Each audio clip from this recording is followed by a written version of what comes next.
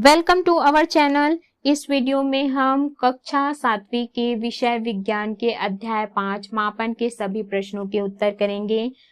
इस वीडियो को सुनने मात्र से ही आपको सभी प्रश्नों के उत्तर जल्दी से याद हो जाएंगे। तो जल्दी से हमारे चैनल को सब्सक्राइब कर, लाइक कर अपने फ्रेंड्स को शेयर कर दें। तो चलिए शुरू करते हैं।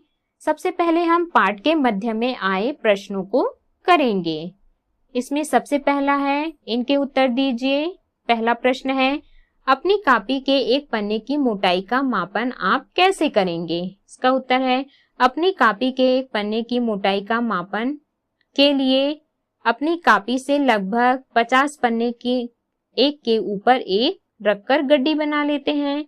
अब स्केल को किसी समतल जगह पर रखकर पन्ने की गड्डी के एक सिरे को 1 सेंटीमीटर के चिन्ह पर रखते हैं। तब गड्डी द्वारा स्केल के दूसरे सिरे को छूने वाले पाठ्यांक में से पहले वाले पाठ्यांक को घटा दिया जाता है। प्राप्त अंतर से हमें 50 पन्नों की मोटाई ज्ञात हो जाती है।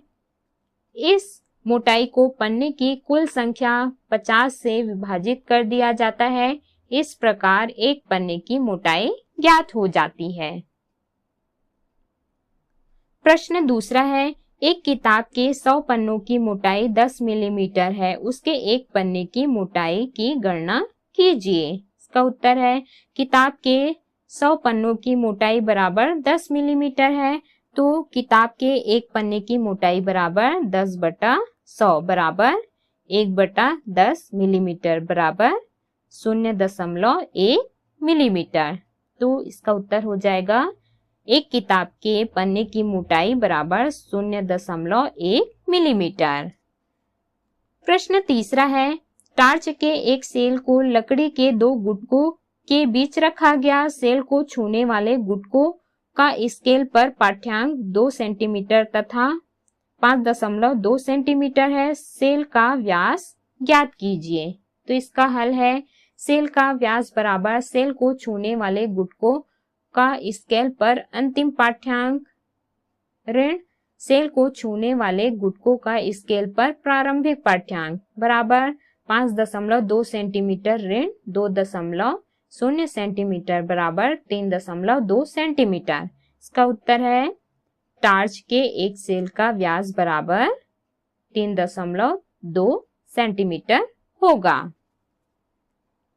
अगला है, इनके उत्तर दीजिए। सबसे पहला प्रश्न है, रेलगाड़ी के एक टिकट की लंबाई 5.5 सेंटीमीटर तथा चौड़ाई 3.0 सेंटीमीटर है। इसके क्षेत्रफल की गणना कीजिए। हल दिया है, रेलगाड़ी के टिकट की लंबाई बराबर 5.5 सेंटीमीटर, टिकट की चौड़ाई बराबर 3.0 सेंटीमीटर। टिकट का क्षेत्रफल ज्ञात करना है। तो इसका सूत्र है, क्षेत्रफल बराबर लंबाई गुणित चौड़ाई।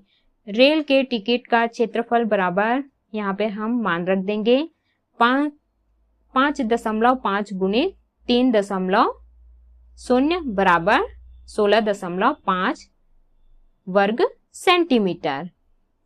तो रेलगाड़ी के टिकट का क्षेत्रफल बराबर आ गया 16.5 वर्ग सेंटीमीटर है।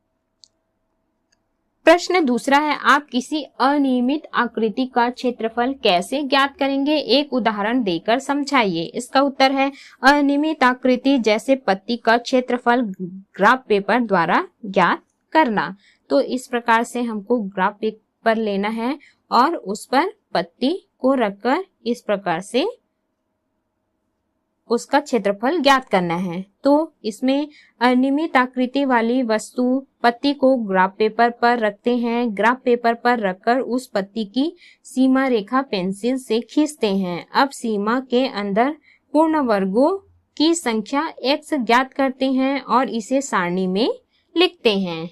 सीमा के अंदर उन वर्गों की संख्या भी ज्ञात करते हैं जो वर्गों को आधा या आधे से अधिक घेरते हैं।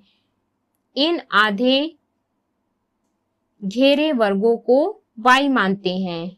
उन वर्गों को छोड़ देते हैं जो आधे से कम है।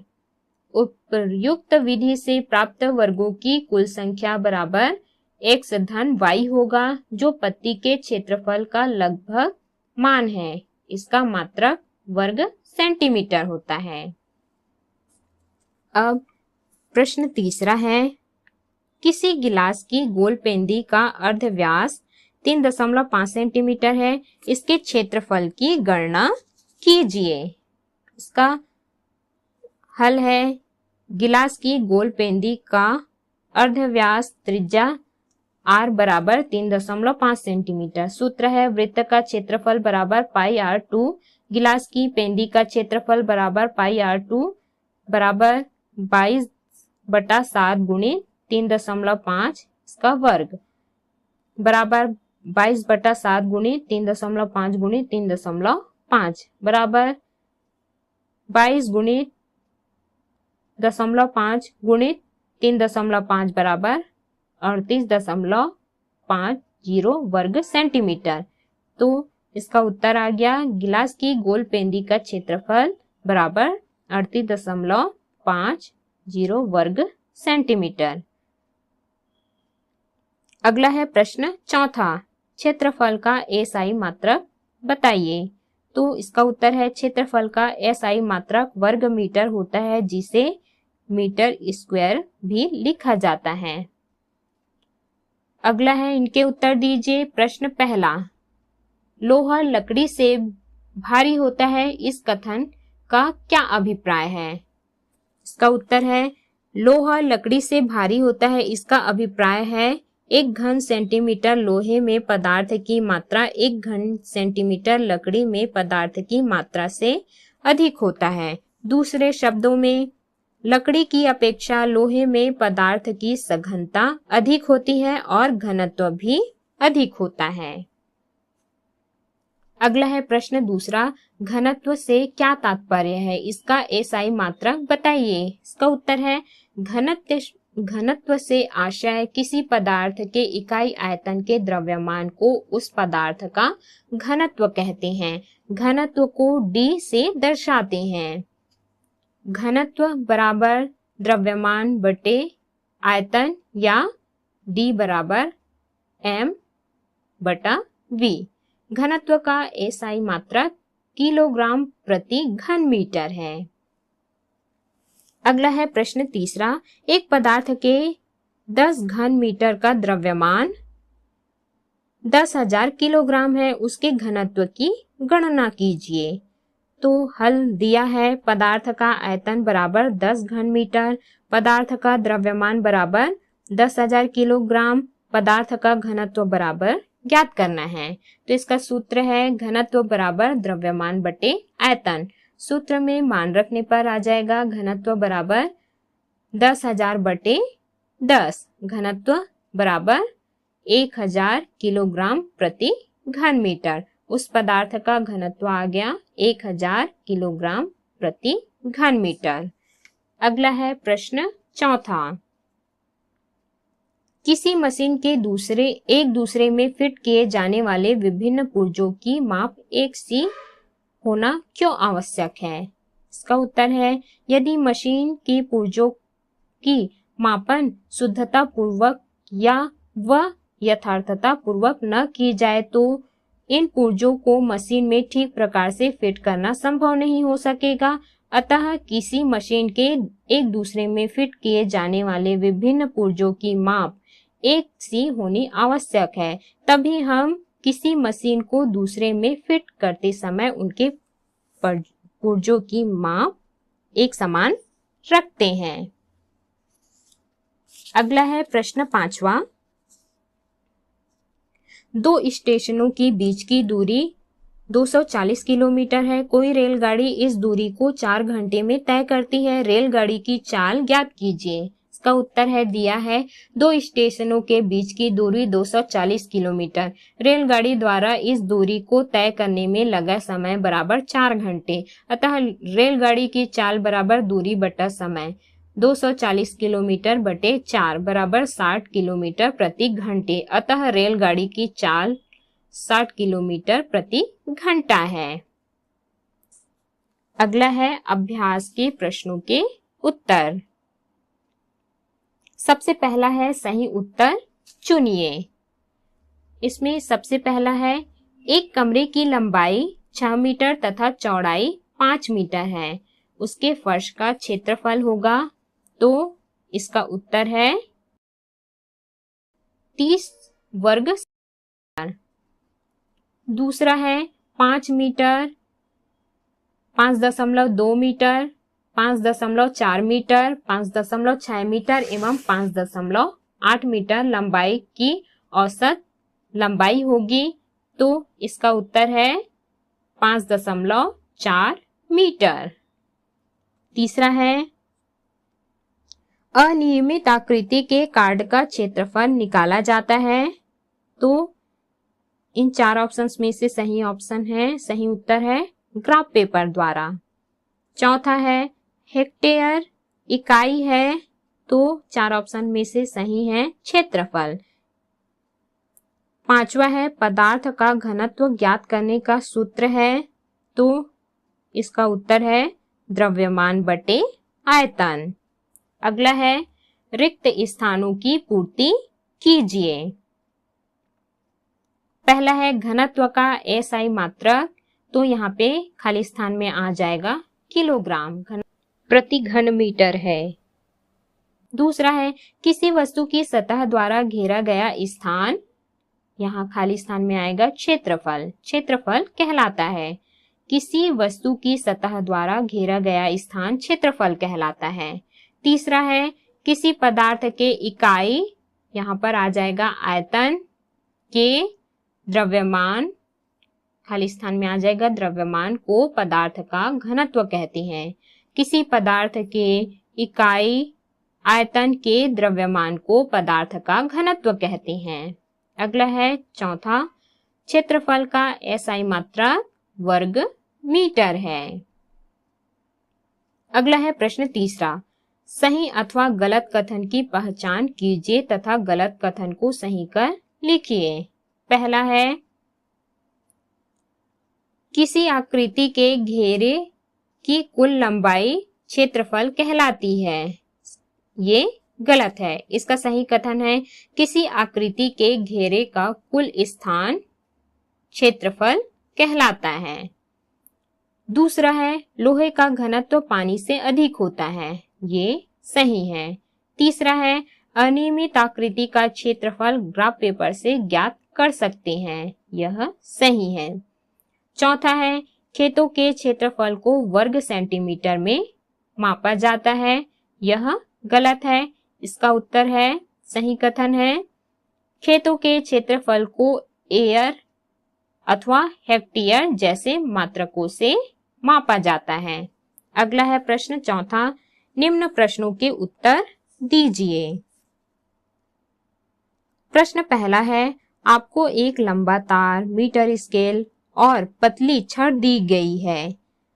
तार का व्यास मोटाई कैसे ज्ञात करेंगे? इसका उत्तर है, सर्वप्रथम एक लंबा तार लेकर पतली छड़ से 20 बार इस प्रकार लपेटते हैं कि लपेट एक दूसरे के साथ सटे हुए हों और उनके बीच कोई रिक्त स्थान ना हो। इसमें लपेटे हुए तार को कुंडली कहते हैं। तार की इस कुंडली की लंबाई को लपेटों की संख्या से विभाजित करते हैं। इस प्रकार से हम किसी तार का व्यास ज्ञात कर सकते हैं। इसका सूत्र है, तार का व्यास बराबर तार की कुंडली की कुल लंबाई बटा तार के लपेटों की संख्या। अगला है प्रश्न दूसरा, 25 एक समान सिक्कों को एक के ऊपर एक रखकर गड्डी बनाई गई। यदि गड्डी के नीचे व ऊपरी सिरे स्केल पर 5.0 सेंटीमीटर और 13.6 सेंटीमीटर पर आते हैं तो एक सिक्के की मोटाई ज्ञात कीजिए। इसका हल दिया है, गड्डी के निचले सिरे पर स्थित सिक्के का स्केल पर माप बराबर 5.0 सेंटीमीटर, गड्डी के ऊपरी सिरे पर स्थित सिक्के का स्केल पर माप बराबर 13.6 सेंटीमीटर।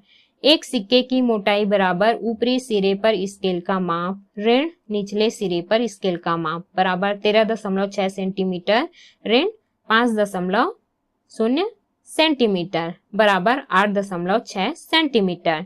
तो एक सिक्के की मोटाई बराबर 8.6 सेंटीमीटर। अगला है प्रश्न तीसरा, एक वर्गाकार वस्तु की भुजा 4.3 सेंटीमीटर है, उसका क्षेत्रफल ज्ञात कीजिए। इसका उत्तर है, हल दिया है, वर्ग की भुजा बराबर 4.3 सेंटीमीटर। सूत्र है वर्ग का क्षेत्रफल बराबर भुजा गुणित भुजा। तो वर्गाकार वस्तु का क्षेत्रफल बराबर यहाँ पे मान रखने पर आ जाएगा 4.3 गुणित 4.3 बराबर 18.49 वर्ग सेंटीमीटर। इसका उत्तर आ जाएगा, आ गया, वर्गाकार वस्तु का क्षेत्रफल बराबर 18.49 वर्ग सेंटीमीटर। अगला है प्रश्न चौथा, तांबा, एल्यूमीनियम, लकड़ी, लोहा को उनके घनत्व के बढ़ते क्रम में लिखिए। इसका उत्तर है, घनत्व के बढ़ते क्रम में है आरोही क्रम में लकड़ी, एल्यूमीनियम, लोहा, तांबा।